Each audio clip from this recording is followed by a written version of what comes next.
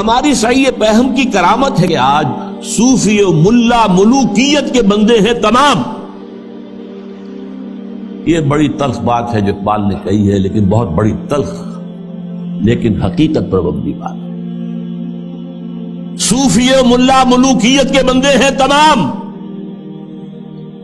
خلافت راشدہ کے بعد جو نظام ہمارا چلا ہے اس میں صوفی و ملا، علماء اور صوفیاء، ان کا نظام کیا تھا؟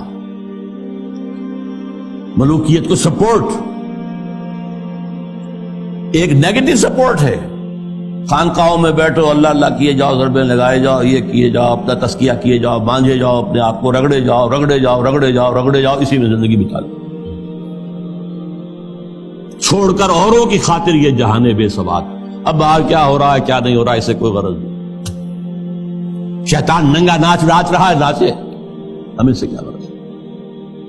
ہمارے پاس تو آئے ہیں اتنے طالب ہیں، اتنے وہ سالک ہیں، وہ فلاں سالک آج اس مقام پر پہنچ گیا ہے، آج یہ مقامات، یہ سالک مقامات میں کھو گیا اور یہ امت خرافات میں کھو گئی. یہ سارا معاملہ جو ہے، اور ملا کا معاملہ کیا ہے؟ دو طرف سے. ملا نے سب سے پہلے، ہمارے فقہا نے متغلب کی حکومت کو جائز قرار دیا. یعنی اگر کوئی شخص اپنی قوت کے بل پر آ کر حکومت پر قبضہ کر لے تو جائز، اور حکمران کے خلاف کوئی بغاوت نہیں کر سکتے جب تک کہ وہ تمہیں کفر کا حکم نہ دے. کفر کا کائے کو حکم دے گا؟ وہ اپنے عیش بنائے گا، اپنے محل بنائے گا، اپنے رنگ رلیاں کرے گا، اپنے آپ کو کفر کا حکم دینے کی ضرورت کیا ہے؟ یہ تصور ہے جو سنی اسلام کے اندر اس کی رگوں میں چلا گیا اور اس نے سن کر دیا اسلام. استثناء اگر ہے تو شیعہ اسلام، وہ تسلیم نہیں کرتے، چاہے کھڑے نہ ہو، مقابلہ نہ کرے، تسلیم نہیں کرتے، ذہناً ریکنسائل نہیں کرتے، نفرت کرتے. یہی ان کی پوری تاریخ کے اندر ہے. لیکن ہمارے ہاں کیا ہے؟ شیخ الاسلام بن کر بیٹھے ہوئے ہیں. استاد نے، امام ابو حنیفہ نے تعاون گوارا نہیں کیا اس ملوکیت کے ساتھ. عہدے کی پیشکش کی گئی، قاضی القضات ہو جاؤ گے تم، تمہارا فتویٰ جو ہوگا وہی قانون بن جائے گا. نہیں، ہرگز نہیں. جیل کاٹی، مارے کھائیں. شاگرد نے قاضی ابو یوسف عہدہ قبول کر کے تعاون شروع کر دیا. استاد نے کہا تھا مزارعت حرام، جس کی زمین خود کاشت کرے. شاگرد صاحب نے کچھ تھوڑی سی شرطیں لگا کے مزارعت جائز. کیوں؟ ملوکیت کے پاؤں ہوتے ہیں جاگیردار. وہ جیسے کنسلا ایک ہم کہتے ہیں، ایک جانور ہوتا ہے جس کے بہت پاؤں ہوتے ہیں، سینٹی پیڈ اور اس طرح پاؤں، ایسے ہی جاگیرداری کے پاؤں ہوتے ہیں. یہ 30 ہزاری منصبدار ہے، یہ 20 ہزاری منصبدار ہے، یہ 10 ہزاری ہے، یہ 5 ہزاری ہے. ان پاؤں پر ملوکیت کھڑی ہوتی ہے. یورپ میں کیا تھا؟ یہی فیوڈلز، بیرنز، لارڈز، ان کے اوپر بادشاہ. لہذا اور آپ نے دے دی بڑی جاگیر، لیکن ایک آدمی کیسے کاشت کرے گا؟ اسے مزارع چاہیے. ابو حنیفہ کہہ رہا ہے حرام ہے، کیسے بات بنے گی؟ لیکن نہیں، جواز ہے. یہ شرطیں لگا لو، جواز ہے. نمبر 3، اس سے بھی زیادہ تلخ، سود کی بھی ایک گنجائش اسلام میں پیدا کر دی. یہ ہماری فقہ، آپ جان لیجئے، فقہ کی بات کر رہا ہوں. کتاب و سنت ہے ہمارا دین اصل.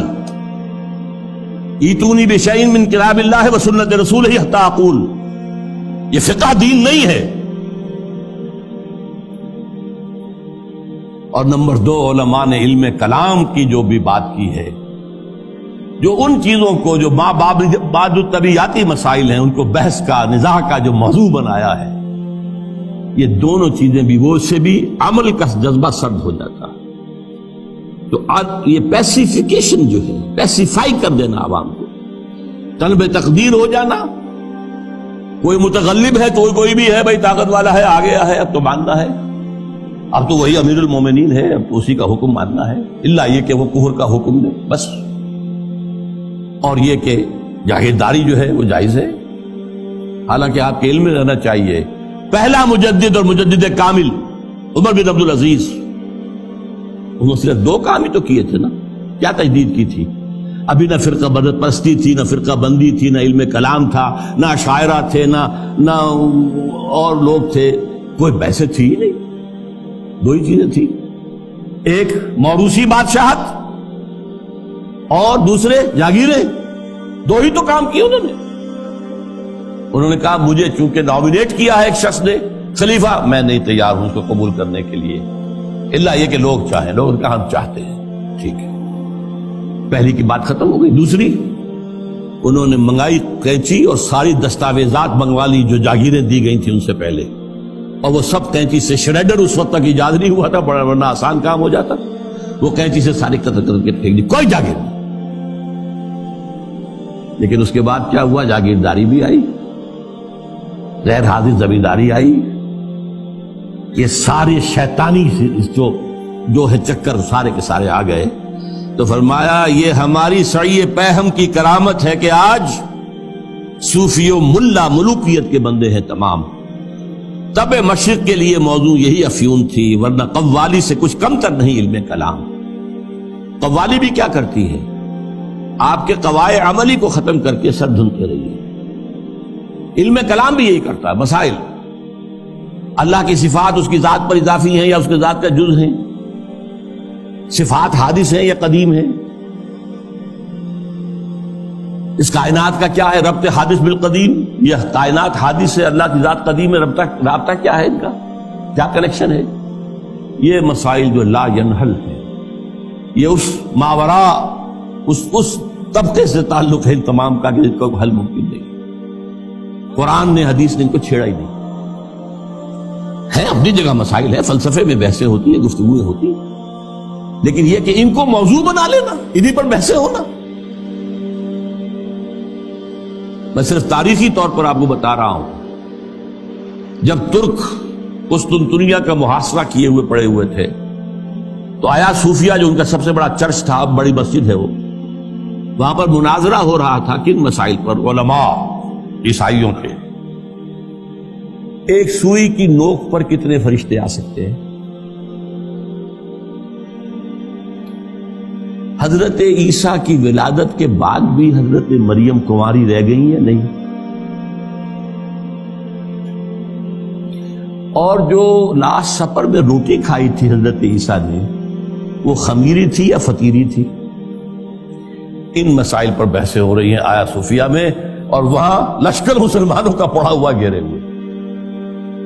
یہی حال ہمارا ہے ہندوستان میں، انگریز آ چکا ہے، بنگال سے آگے بڑھ رہا ہے، ہماری حکومتیں جو چھوٹے چھوٹے یہ ہیں سلطان بیٹھے ہوئے ہیں، نواب ختم ہو رہے ہیں، اور ہمارے علماء میں سے جو ٹاپ کے علماء، 2 جن کا میں اس وقت نام نہیں لینا چاہتا کہیں خامخواہ ایک سوء ظن اشخاص سے نہ ہو جائے، کن مسائل پر گفتگو کر رہے ہیں؟